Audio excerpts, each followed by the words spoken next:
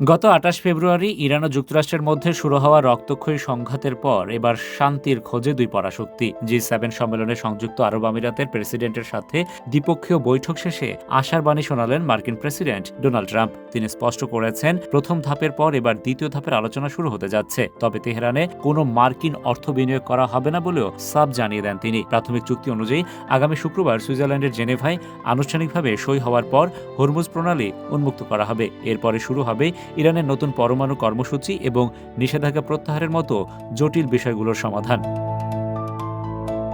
এদিকে ইরানের পররাষ্ট্রমন্ত্রী আব্বাস আরাকচি চুক্তির পরবর্তী ধাপের বিষয়টি নিশ্চিত করেছেন। তবে তেহরানের পক্ষ থেকে হুঁশিয়ারি দিয়ে বলা হয়েছে, লেবাননে ইসরায়েলের যে কোনো হামলা এই চুক্তির লঙ্ঘন হিসেবে গণ্য করা হবে। প্রায় ৬ সপ্তাহ পর গত ৮ এপ্রিল ইরান যুক্তরাষ্ট্র যুদ্ধবিরতি হলেও লেবাননে এখনও আগ্রাসন চালিয়ে যাচ্ছে ইসরায়েল। আর এ নিয়ে ইসরায়েলি প্রধানমন্ত্রী বেনিয়ামিন নেতানিয়াহুর উপর চরম ক্ষুব্ধ প্রেসিডেন্ট ডোনাল্ড ট্রাম্প। নেতানিয়াহুকে আরও দায়িত্বশীল হওয়ার আহ্বান জানিয়ে ট্রাম্প মন্তব্য করেন, হিজবুল্লাহর উপর হামলা চালিয়ে ইসরায়েল মূলত আলোচনাকে আরও কঠিন করে তুলছে।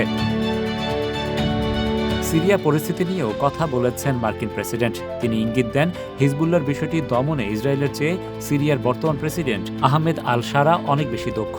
দীর্ঘস্থায়ী যুদ্ধ এড়াতে ইসরায়েলকে এই দায়িত্ব সিরিয়ার উপর ছাড়ার পরামর্শ দেন তিনি। অন্যদিকে ট্রাম্পের সাথে প্রকাশ্য বিরোধ এড়িয়ে নেতানিয়াহু জানিয়েছেন, ইসরায়েলের নিরাপত্তা স্বার্থ রক্ষায় তিনি নিজস্ব বিচক্ষণতা বজায় রাখবেন। সব মিলিয়ে শুক্রবারের জেনেভা বৈঠকের দিকেই তাকিয়ে আছে গোটা বিশ্ব। Rashed Bappi, ATV USA, new York, যুক্তরাষ্ট্র। এটিভি ইউএসএ, বিশ্বজুড়ে বাঙালিয়ানা।